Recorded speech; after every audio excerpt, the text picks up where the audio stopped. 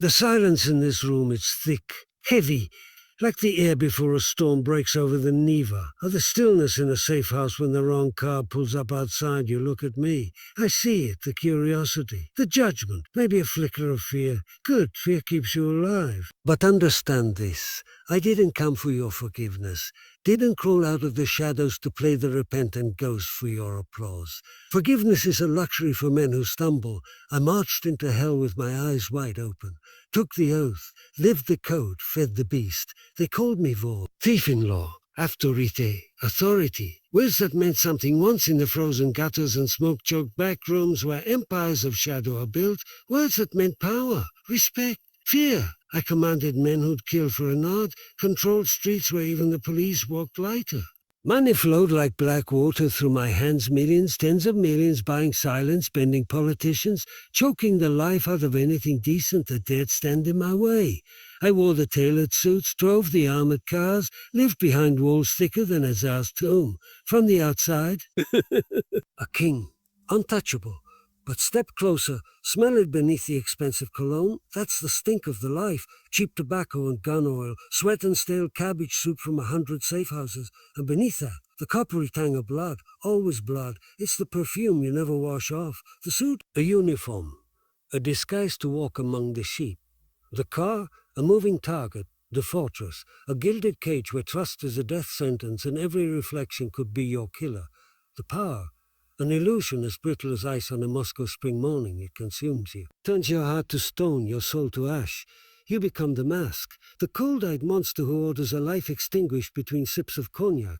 And one day you look in the mirror and the boy you were is gone, erased. Only the predator remains. So why break the silence now? Why drag this carcass of a past into your clean, well-lit world? Redemption, he scoffs, a low, gravelly sound. Don't insult me. The things I've done, the lives shattered like cheap glass, they stain too deep. No priest, no charity, no pretty speech washes that out. The faces still come. In the quiet hours, eyes wide with terror. The sound, the wet thud of a body hitting concrete, that stays with you. Maybe it's a warning. You see the allure, don't you? The myth, the rush, the easy money, the brotherhood. I see it flicker in young eyes even now. They see the shine, the swagger. They don't see the rot, don't feel the ice in their spine, knowing every ally is a knife waiting to twist. Don't understand the price is your humanity, piece by bloody piece. The golden cage is still a cage, and you hold the key, locked inside. Or maybe it's the weight, the crushing burden of truth. Seeing the same patterns repeat, the same corruption fester, the same young blood spilled on ancient altars of greed, while the world looks away or worse, glamorizes the beast. History doesn't repeat, human nature does. The names change, the suits get better, the game remains brutal, unforgiving. I played it at the highest level. I know its secrets, its stench. To stay silent now, that will be the final betrayal, not of you, of the ghost of the man I might have been. So I stand here, not a hero, not a saint, a ghost, speaking from the other side of an abyss. Fair, telling you the cost isn't just the blood on the street, it's the poison in your soul. The life you sell for power isn't living. It's a slow death. Prepare yourselves. The fairy tales end now. The truth is written in scars. Spasibo for listening. Remember this. The most dangerous lie is the one you tell yourself. I was a master of those, until the mirrors started showing the monster playing. The heavy silence that falls over the room is a familiar weight. I felt it countless times before in the damp basements of Moscow, the smoky back rooms of Odessa, the gilded cages of men who thought their money made them untouchable. But this polished hall, your expectant faces bathed in soft light, the scent of expensive perfume instead of cheap cigarettes and fear, this is a different kind of silence, a stranger silence. So, ladies and gentlemen, respected guests, the words feel foreign on my tongue, like trying to speak a language learned too late, polite, deferential, a costume I haven't quite grown into even now. You look at me and you see what? A curiosity? A warning label? A ghost from a world you only glimpse in headlines or bad films. Perhaps you wonder why I'm here, standing where lecturers and politicians usually stand, not where men like me end up face down in a frozen alley or staring at the inside of a prison cell for the rest of their miserable days. Let me be clear from the start. I am not here for your absolution. I don't seek your understanding, nor do I offer excuses wrapped in tragedy. The path I walked was paved with my own choices.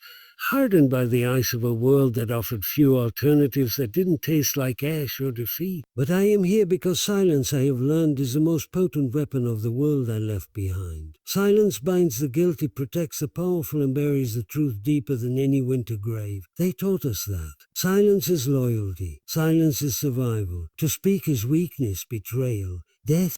For decades I wore that silence like a second skin, thicker than any armor. It choked me, sustained me, defined me.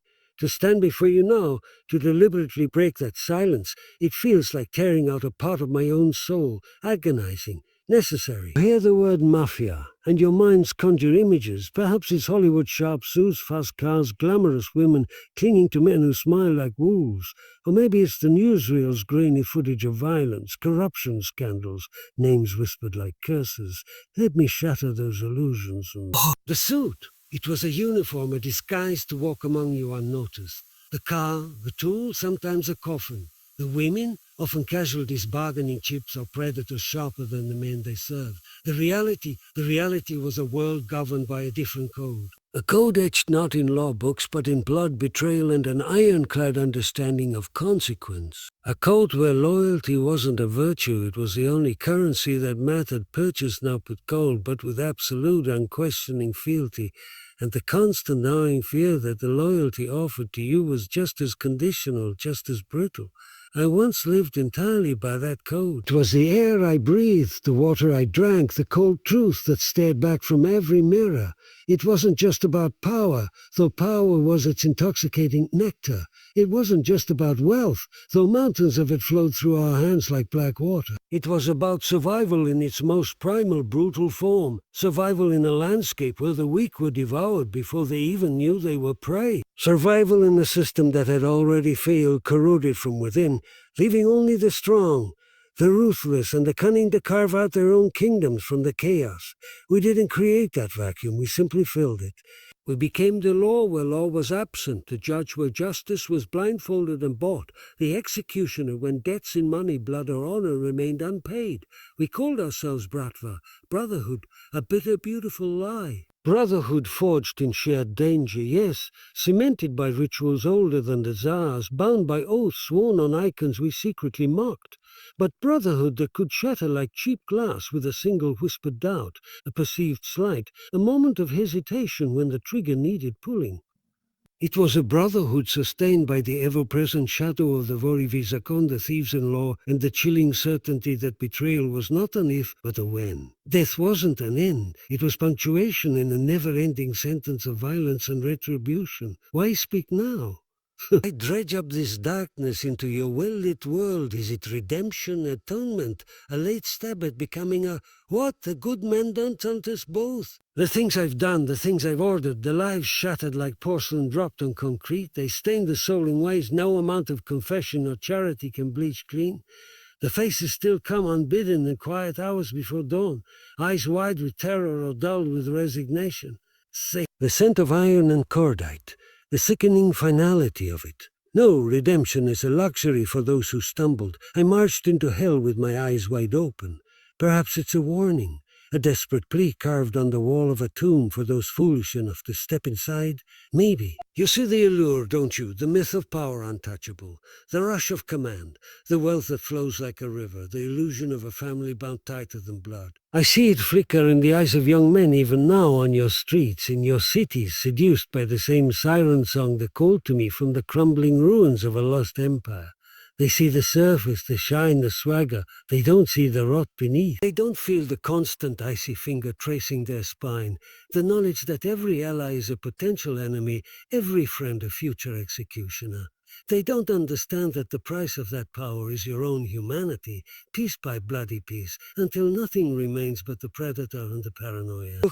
They don't grasp that the golden cage is still a cage and the lock is on the inside. Or perhaps it's simply the crushing weight of truth. The unbearable burden of seeing the same patterns repeat, the same corruptions flourish, the same young blood spilled on ancient altars of greed and ambition, while the world looks away, or worse, glamorizes the very beast that devours it. They say history repeats itself. It's not history, it's human nature. The names change, the methods adapt, the suits get more expensive.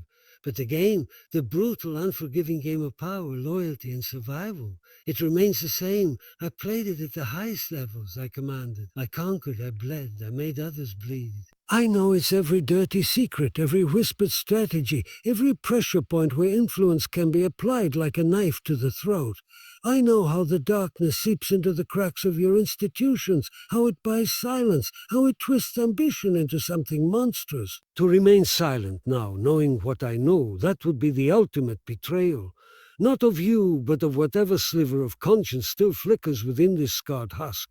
It would be conceding victory to the very code that demanded my silence. So I stand before you, not as a hero, not as a reformed saint, but as a ghost of a world most of you thankfully will never know, speaking from the other side of an abyss I barely escaped. I stand here with the cold, hard truths etched into my bones like the prison tattoos I can never erase, symbols of a life sentence served long before any court imposed one. I stand here to tell you about the real cost of the life glamorized in your films and feared in your headlines. Not just the blood on the pavement, but the poison in the soul.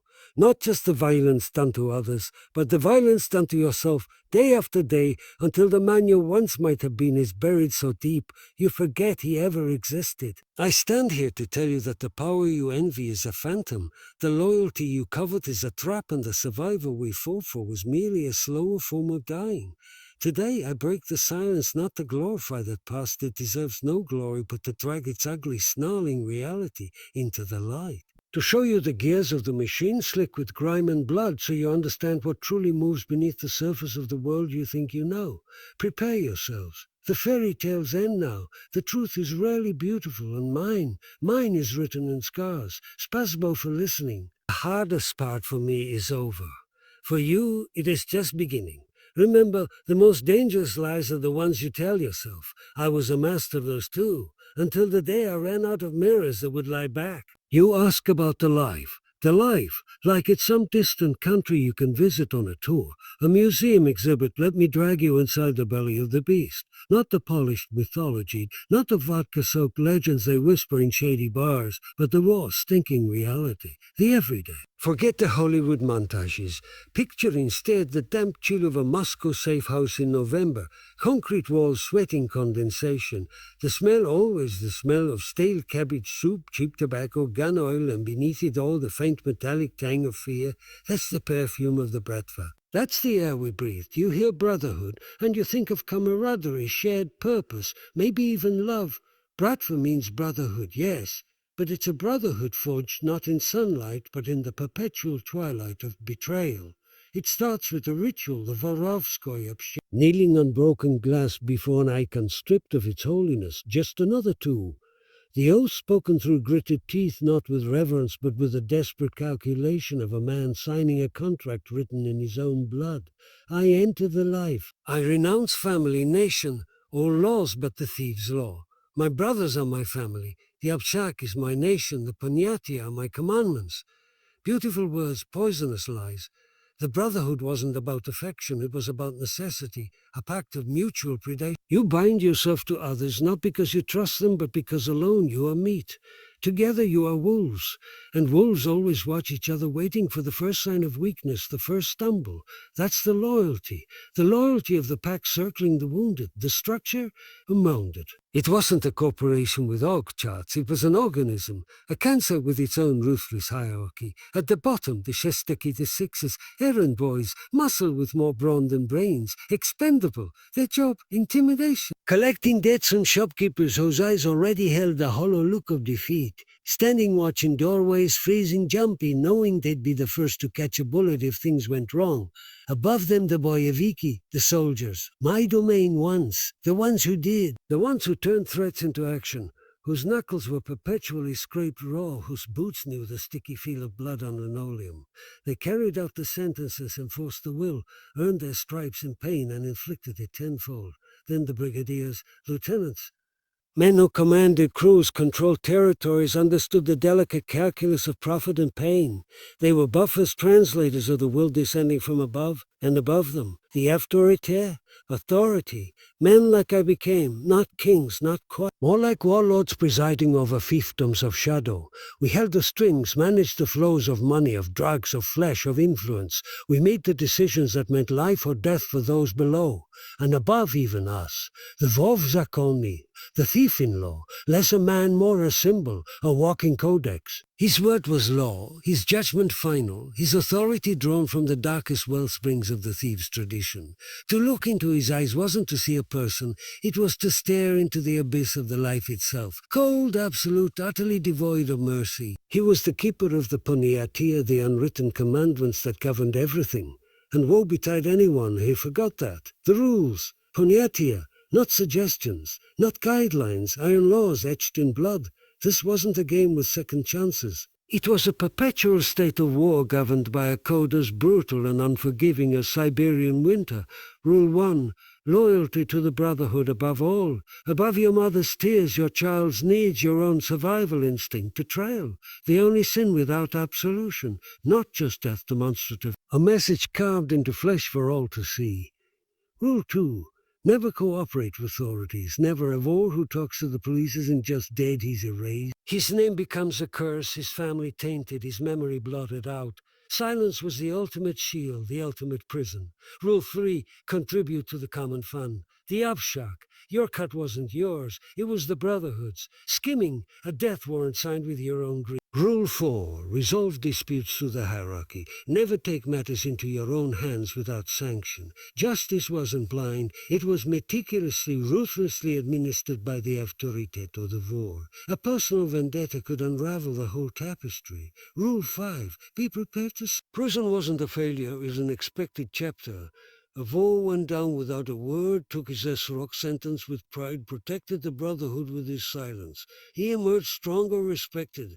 Rule 6. No unnecessary involvement with the state, no voting, no military service. We were the state in our domains. The official one was merely a rival gang, often a weaker one. Rule 7. Pass on the knowledge, recruit, teach the young wolves the code, the skills, the brutal poetry of survival. The life demanded constant renewal, fresh blood to feed the machine. Consequences weren't fines or suspensions. They were final, absolute. The language of consequence was violence, spoken fluently and without hesitation. A late payment, not just interest, a broken finger, a message delivered with a hammer, disrespect to a superior, not a reprimand.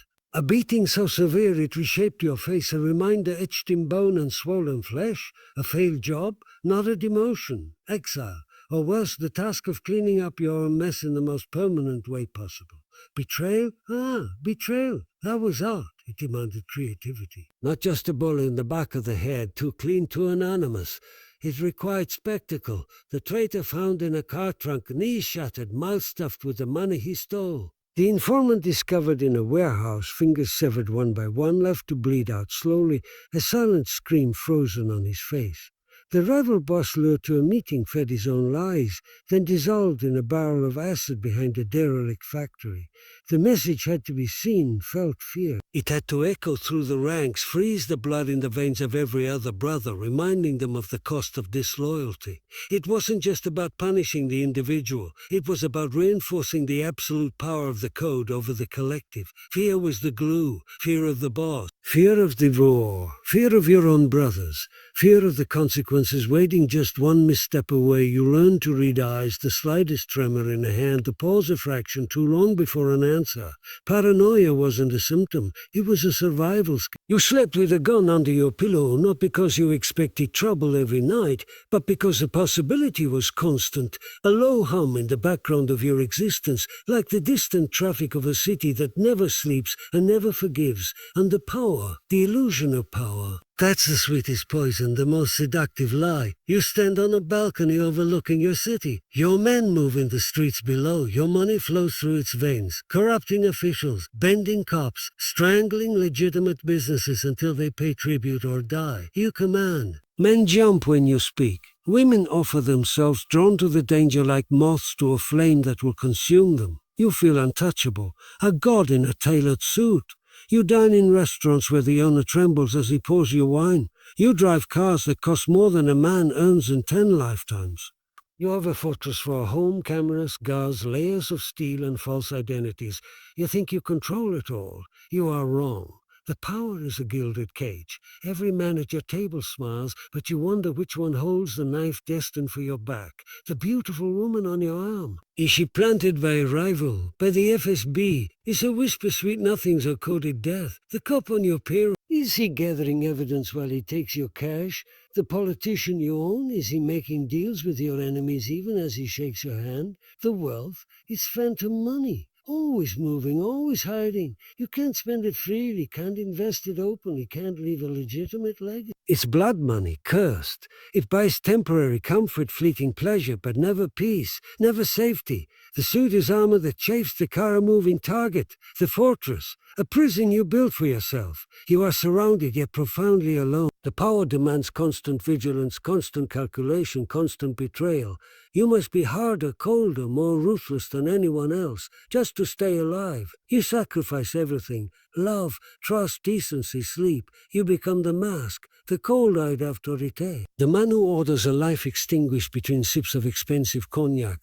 And one day you look in that mirror, and the boy you were, the one who maybe dreamed of something else before the cold and the hunger and the lure of the streets took hold, is gone, utterly erased, replaced by a monster you built with your own choices, one perfectly adapted to survive in the hell you helped create. The power doesn't free you, it consumes you. It turns your heart to ice, your soul to ash. You command legions in the shadows, yet you trust no one. You possess fortunes, yet you own nothing that can't be taken or burned. You live under the illusion of control, but the truth is you're just another piece on the board dancing to the tune of the paniatia, waiting for the moment the music stops and the knife finds its mark. That's the life. Not glamour, not freedom. A slow, elaborate suicide pact disguised as empire building. A beautiful, terrible lie we told ourselves every single day, just to get out of bed and face the stench of the safe house, the weight of the gun and the chilling silence of the men who called you brother. You don't just decide to leave. It's not like quitting a job, walking out of some office with a cardboard box of trinkets and a stale farewell cake. Leaving the bratva isn't a choice. It's a suicide attempt wrapped in a miracle.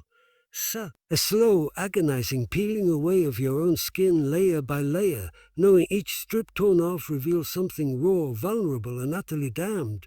They tell you when you enter, the life is the only life. You are born into it or you choose it, but you die in it. There is no retirement plan, no golden watch, only a pine box, a ditch, or the cold eternity of a prison cell. The turning point, it wasn't a single moment of blinding light. It was a slow rot setting into the core of me, fed by 1,000 small horrors until the foundation of the monster I'd built finally crumbled. For years I operated like a machine.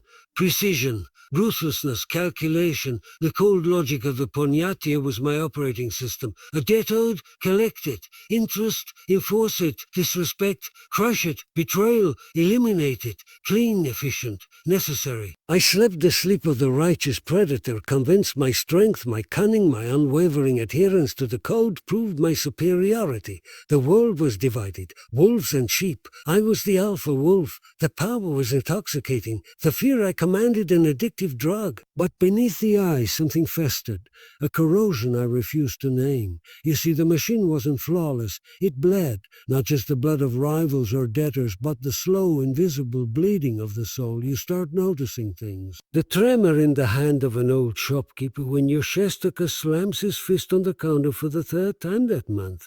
The hollow look in a woman's eyes, vacant as a doll's, when you hand her over to settle a debt her husband couldn't pay. The way a young soldier, barely more than a boy, really with fuzz on his chin and eyes still wide with a cheap thrill of belonging, flinches just a fraction too late when the gunshot echoes in a confined space. You shove it down. Weakness, sentimentality, the poison that kills wolves faster than any bullet. You harden, you drink more, you fuck harder, you inflict pain more casually, proving to yourself, always proving that the rot isn't inside. But the rot is inside, it eats at you in the quiet moments. In the pre-dawn silence of your fortress apartment, the expensive scotch tasting like ash, the faces begin to surface unbidden. Not the enemies, their faces are trophies, proof of your strength. No, the collateral. The old man who ran the bakery on Pushkin Street harmless. Paid his Chrisia his roof money on time every time. Didn't look anyone in the eye. One Tuesday, some idiot Boyevik, high on cheap amphetamines and his own imagined importance, decided the old man was disrespectful for not offering him a free pastry. Made an example, smashed the place. The old man had a stroke right there amidst the shattered glass and trampled Piroshki. Died clutching a rolling pin. For what? For the fleeting ego boost of a strung-out thug, that face. His eyes wide and confused in death, not even angry, just broken. It started appearing between meetings. During strategy sessions, a ghost haunting the edges of my vision, I silenced it with rage, with commands, with a brutal reaffirmation of power. He was weak. The world eats the weak. This is the natural order. But the ghost didn't leave. It brought friends. The real poison, though, wasn't the victims. It was watching the code, the sacred Poniatia, twist and rot from within. Watching the brotherhood become a cannibal feast. I saw men I'd bled with, men I trusted with my life as much as one can trust, consumed by greed so naked it made a mockery of the oaths we swore. Saw a brigadier, a man who once took a bullet meant for me, slowly embezzled from the obstjack, not out of need but out of a bottomless, stupid avarice. Watched the whispers start, saw the cold calculation in the eyes of those who called him brother, saw the trap being set not by rivals but by his own. The execution wasn't just punishment, it was theatre. A gruesome display orchestrated to remind everyone of the price, yes, but also it was entertainment for the jackals. They enjoyed it. The power play, the fear in his eyes before the end, the way they divided his territory like vultures before his body was even cold. Where was the brotherhood? Where was the loyalty beyond profit? It was a lie. A beautiful, brutal lie we all told ourselves to make the monstrous seem noble. Watching that man, a man whose back I watched, beg for his life to brothers whose faces were masks of cold anticipation, that wasn't justice under the code. That was the code revealing itself as the savage, self-serving beast it truly was. The rot wasn't just in individuals, it was in the very bone marrow of the life itself. Then came the boy. Not my blood, but closer than any son could be in that poisoned world. Sasha, sharp as a razor, fearless, reminded me of myself 20 years prior, hungry, cunning, utterly convinced of the invincibility the Bratva promised. I saw the worship in his eyes when he looked at me, saw the eagerness to prove himself, to climb the ladder slick with blood and lies. I molded him. Taught him the moves, the mindset, the cold calculus of survival, fed him the poison I'd been fed, made him a weapon in my image. His successes were my pride. His loyalty was almost touching, a dangerous thing sentiment, but I allowed it. A flicker of the human ember I thought was long extinguished. He became my shadow, my right hand, the heir apparent to my bloody little kingdom. I trusted him as much as one can trust. That trust killed him. Not betrayal from him, betrayal of him by the very code I'd made him swear to uphold. He got ambitious, took initiative on a collection, a big one, from a Ukrainian outfit known for being slippery. He was smart, but they were smarter, older. They played him, set him up. He walked into a warehouse expecting a handover, found instead 3 men with silenced pistols and a message for me. He fought, like a cornered wolf, took one with him, but they got him, didn't kill him clean, made it artistic, a message written in pain. They broke him, systematically, professionally, left him barely breathing amidst the crates and oil stains, a ruined thing for my men to find. Seeing him on that stretcher, it wasn't the blood, the shattered bones, the inhuman angles. It was his eyes, the light was gone. The fierce, stupid fire of belief in the life in the brotherhood.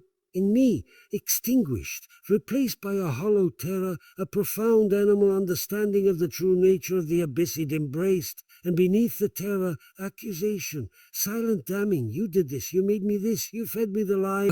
He died in the back of the armored car, clutching my hand, his breath a wet rattle that sounded like Papa. He was 19.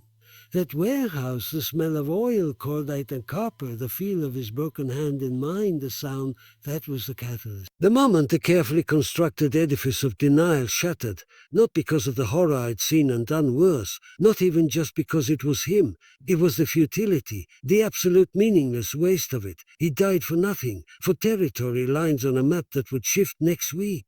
For money that would vanish into the abstract's bottomless pit. For a code that demanded his sacrifice but offered no protection, no honor, only a brutal, anonymous end. He died because I taught him the lie was truth. The Brotherhood didn't avenge him with righteous fury. They calculated the cost. Was the Ukrainian outfit too strong? Was the territory worth the war? The cold calculus of profit and loss applied to his life, his suffering. The Vorvizakone decreed it wasn't worth a full-scale conflict. A tit-for-tat hit on a mid-level Ukrainian, a token gesture. Business as usual. Sasha was collateral, expendable, just like the old baker. The machine ground on, indifferent. That's when I saw it clearly. The life wasn't strength, it was a collective insanity. A pyramid scheme built on corpses, fueled by fear and greed, sanctified by a code as hollow as a rotten tooth. We weren't wolves, we were rabid dogs tearing each other apart in a pit, mistaking the frenzy for power. I looked around at my brothers, the hard faces, the cold eyes, the hands resting near hidden weapons, and I saw not comrades but potential executioners. I saw the ghosts of all the Sashas, all the old men, all the nameless or faceless sacrifices to the Moloch we serve. I saw the reflection in their eyes, not a leader, not an autorité, but the next carcass on the pile, the next name whispered then forgotten, the power, the wealth, the fear. It was ash in my mouth. The cold logic I'd lived by curdled into a sickening nausea. The machine inside me, it broke. It wasn't walking out a door. It was a military operation against an enemy who knew all my moves, who was me, against the most formidable opponent I'd ever faced. The entire brat ran my own ingrained instincts. The first step wasn't physical, it was mental annihilation. I had to kill the war inside me. The man who calculated survival above all else. I had to become a traitor to my own psyche. Planning the escape was like defusing a bomb blindfolded with trembling hands. Every move had to be invisible, untraceable. I couldn't trust a soul, not my closest advisors, not my mistresses, not the guards who watched my back. They were watching for the order to put a bullet in it. I started siphoning funds not for profit, but for survival. Not huge sums that would trigger alarms, but drips like slow internal bleeding from the Erbschak. Untraceable currencies. Offshore ghosts, false trails leading nowhere. I cultivated paranoia as a shield, turning it inward, suspecting everyone, everything, even my own shadow. I staged diversions, fabricated conflicts between underlings. Let rumors of my instability after Sasha's death circulate. Grief makes a man reckless, vulnerable. Better they think me weak and distracted than planning my vanishing act. The physical extraction was surgical and terrifying. It wasn't a dramatic midnight flight. It was a series of carefully choreographed misdirections over weeks, a meeting in St. Petersburg I never intended to fully attend, a decoy convoy heading east, a staged disappearance during a routine transfer, exploiting a blind spot in surveillance I'd meticulously mapped for months. Leaving behind the armor, the cars, the guards, the encrypted phones, the symbols of power that were now just shackles and targets, slipping into the skin of a nobody. A man with a forged past, a bland face, carrying nothing but a small bag of untraceable assets and the crushing weight of what I was leaving behind, and more terrifyingly, what I was carrying with me. The cost of survival outside, it's a different kind of death. You don't escape the bratva. You amputate yourself from it, leaving a raw, bleeding stump that never heals. The paranoia doesn't leave. It mutates. Before I knew, the threats came from rivals, from ambitious underlings, from the state. Now the threat is everywhere, the man serving coffee, the woman walking her dog, the harmless-looking tourist taking pictures, the delivery van idling too long. Is it them? Have they found me?